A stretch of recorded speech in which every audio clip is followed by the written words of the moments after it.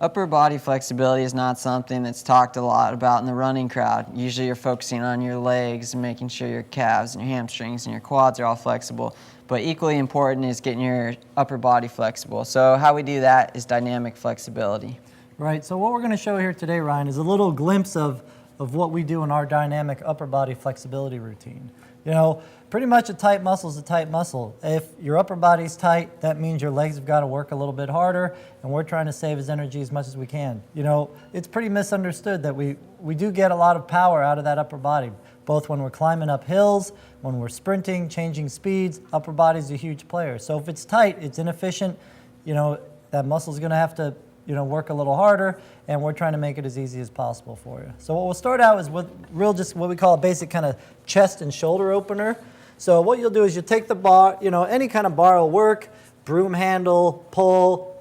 We like to keep it unweighted, you know, so that it's not an exercise, but it's more a flexibility routine.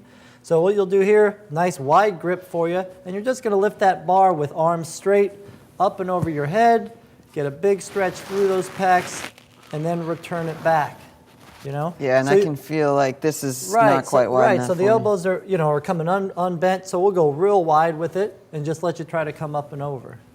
Good, Yeah, so you can see that's a good functional range of motion for you. So you can kind of work through that and get in, you know, about 10 reps of that. But if it's feeling like it's pretty easy, you can start moving it in, you know? Swimmers do this. We found, you know, javelin throwers, all those discus guys have getting real, you know, it's where it's really important for them to keep that upper body nice and loose. They've kind of helped us out and showed us this routine that we use with you. Again, good stretch in the chest, opens up the lungs, frees that rib cage to get as much air as you can when you got to run hard. It's important, you know. All right, so that's a good one. Let's start with then what we call a general torso rotation, and it starts again working a lot of that upper body. So kind of putting the pole behind you like a squat rack. Where you put your arms is not hugely important, just nice and comfortable. The key here is we're going to rotate your upper body while trying to maintain good hip stability. So what we'll look at with this one is getting a good torso stretch while the hips stay nice and level. Excellent. So you're fighting that knee that's trying to turn in to go with it, and that way we separate the spine from the hips. It's really good at kind of opening all that stuff up. How's that feeling? Yeah, I can feel that knee wanting to move out. Exactly. So, you know, that's the kind of harder version, and we do a little modified version where we do it from a kneeling position. So let's kind of try that.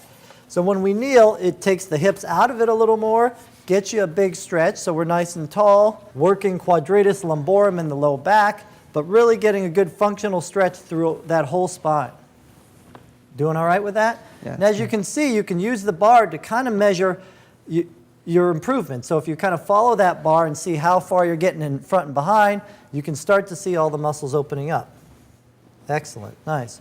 All right, and so the further or the most advanced version of what we call this torso rotation is in a bent over position. So we're gonna have you stand up. And so what we do this is kind of we put you in an L position. So we're going to have a slight bend in the knees and soft ankles. We're going to roll that whole upper body down. We're going to try to keep a nice straight back here for you. And now we're going to just have you twist like you were doing previously. Again, fighting the hips from pushing out to the left or to the right, getting a really good functional strength through the back, but as well opening up the obliques and shoulders. How are we doing there?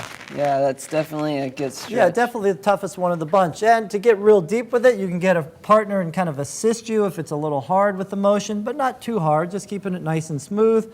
Really does a great job at opening up the whole hips and back. Nice job. How's that feel? A little bit better? Yeah, you can definitely feel a difference right away. It's one of those exercises where coming out of it, you shrug your shoulders a little bit, you feel it. You can even do, you know, the running arms, and you can tell it just makes you feel looser. Yeah, now take a big deep breath for me and feel that. Feel a change? Yeah, definitely. Yeah, and that's what we're looking for. Good job.